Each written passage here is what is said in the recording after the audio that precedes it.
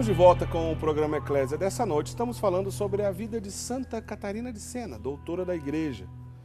Já o Padre Guido explica o que significa ser doutora da Igreja ou doutor da Igreja. Essa grande santa italiana, padroeira da Itália, uma das padroeiras da Itália, né? Junto com São Francisco de Assis. São Francisco de Assis também é padroeiro. Também ela é copadroeira da Itália. Padre Guido, quem são os outros padroeiros da Itália ao lado de Santa Catarina de Sena?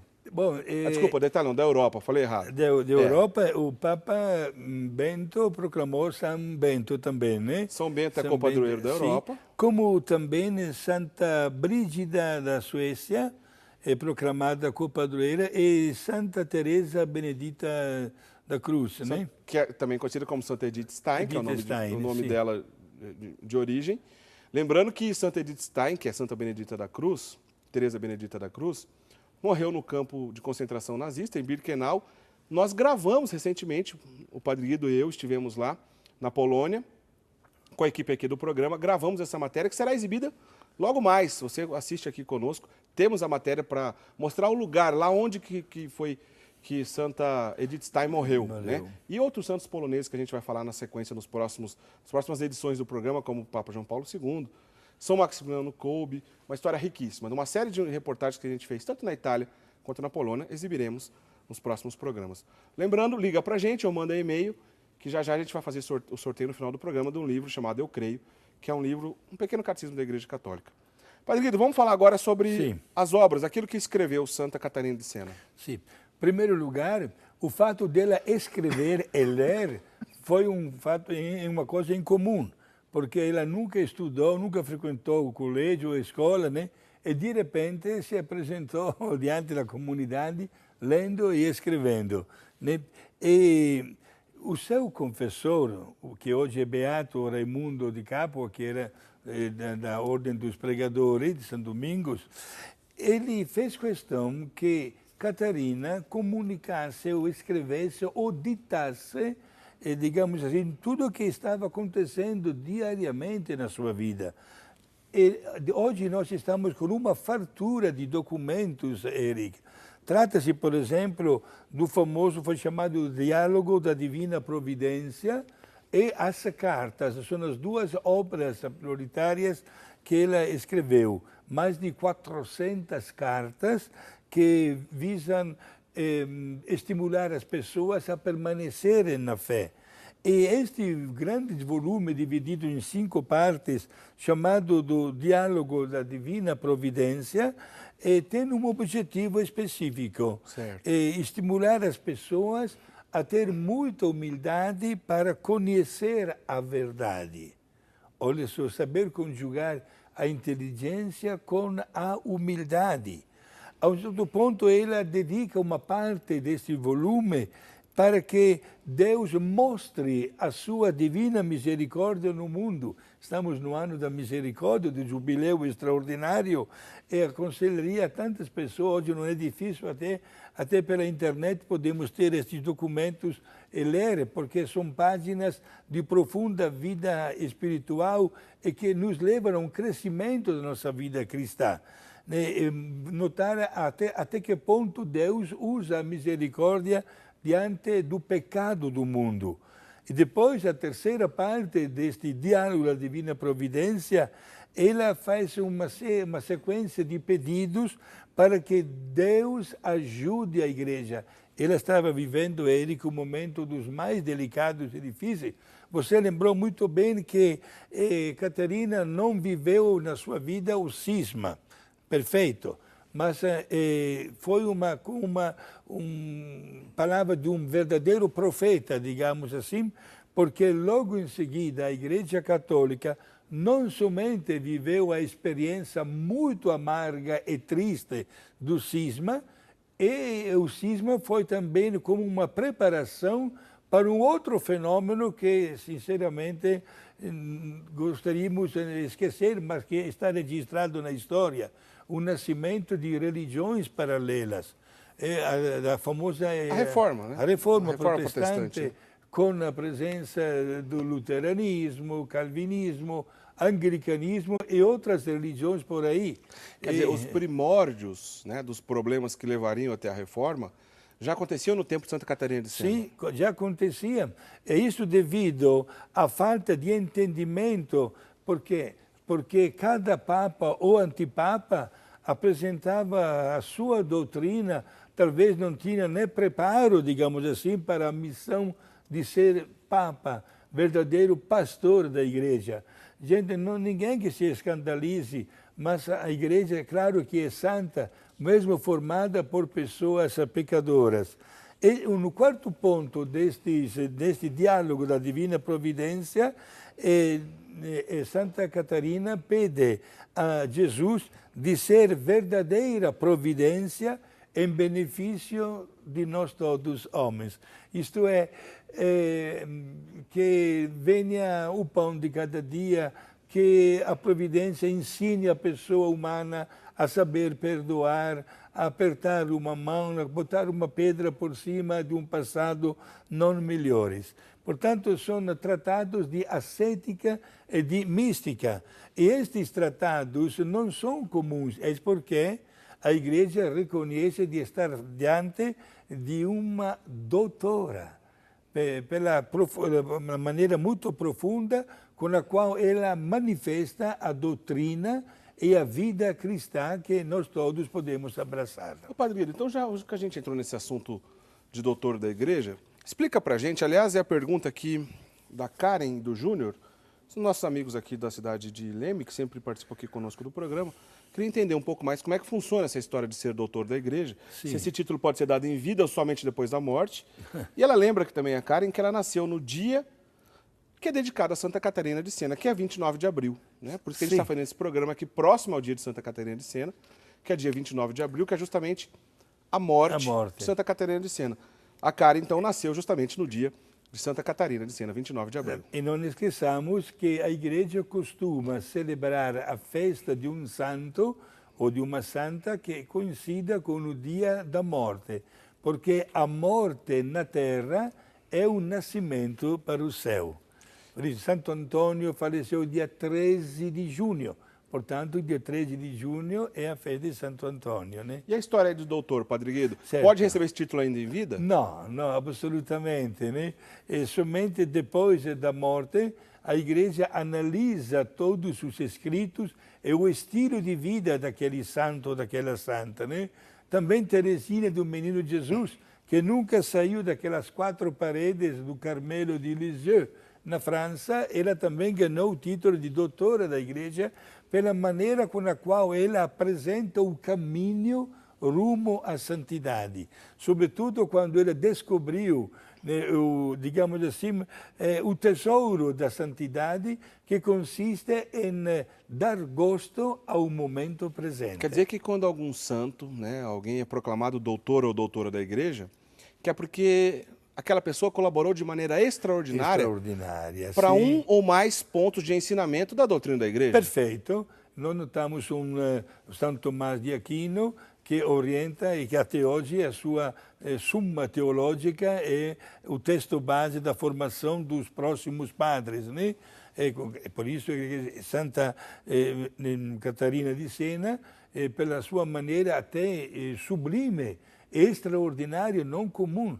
Tudo que ela comunicou tantas vezes, tantas coisas, ela nem escreveu, só ditou por ordem, né, do seu confessor ordinário, que é o Beato Raimundo de Capua, está em plena sintonia com a doutrina da Igreja, e ela mostra também como, através do exercício da profunda humildade, cada um de nós se torna um instrumento nas mãos de Deus para operar aquele bem extraordinário, quem diria?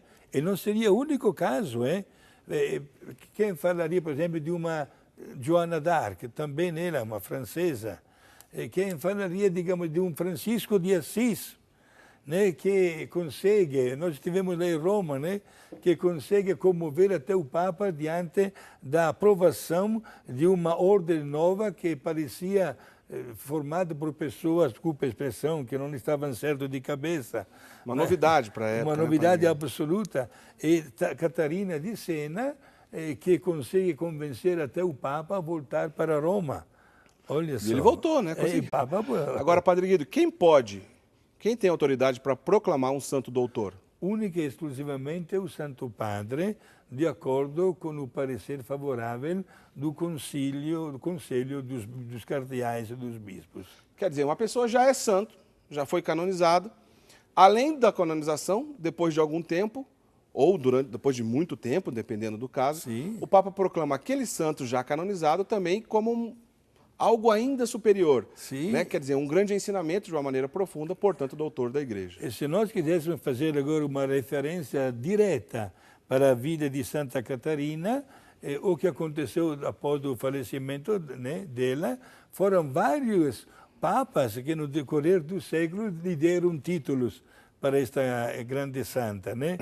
O Papa Pio II, no ano 1461, portanto, menos de 100 anos após a morte, a proclamou santa.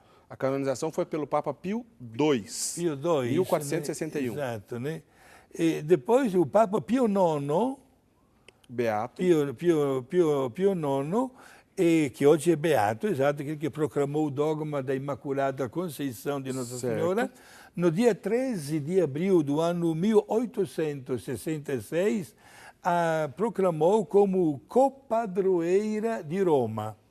Gente, já teve muito santo em Roma. Para ser copadroeiro de lá, não é fácil não, né? Na verdade, os padroeiros de Roma são Pedro e Paulo, né? Mas tem um pormenor, porém, que Santa Catarina de Siena faleceu em Roma. Aliás, o corpo de Santa Catarina de Siena, né, sem a cabeça, o senhor vai explicar só daqui a pouquinho por que está sem a cabeça, está lá numa igreja lá em Roma, né? Sim. Acho que tem uma foto aí, Bruno. Você tem uma foto do relicário onde contém os restos mortais, as relíquias de Santa Catarina de Siena. Quando estiver pronto, põe pra gente aí, por favor. Tá aí. Aí, olha. Esse, então, é uma igreja lá em Roma, é o corpo de Santa Catarina de Siena, porém, a cabeça ainda não está. O senhor vai explicar depois por quê.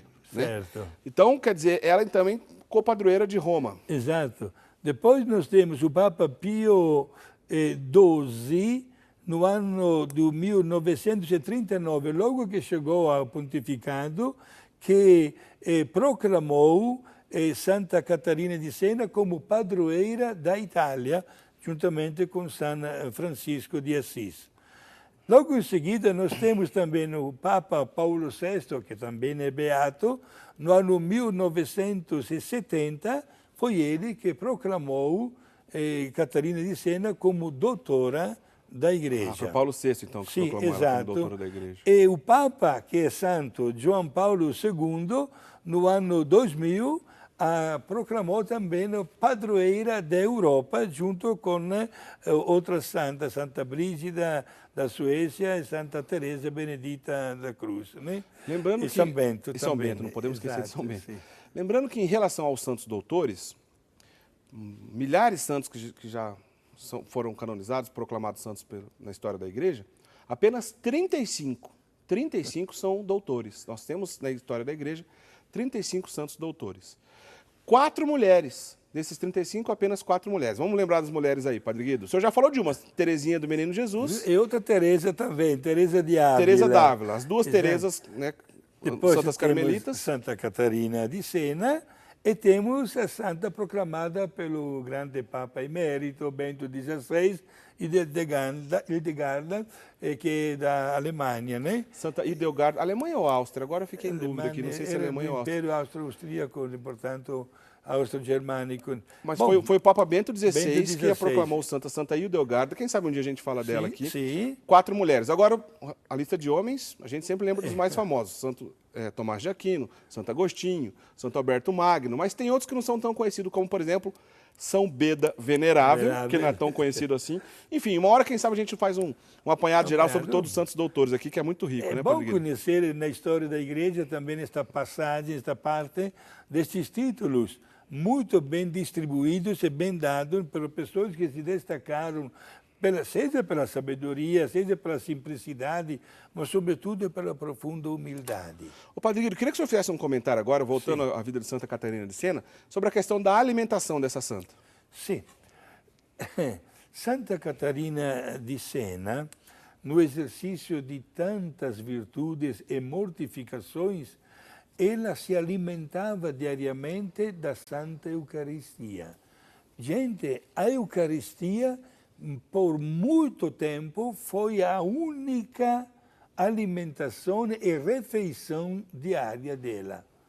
Ela começou a deixar de lado qualquer tipo de comida e de bebida.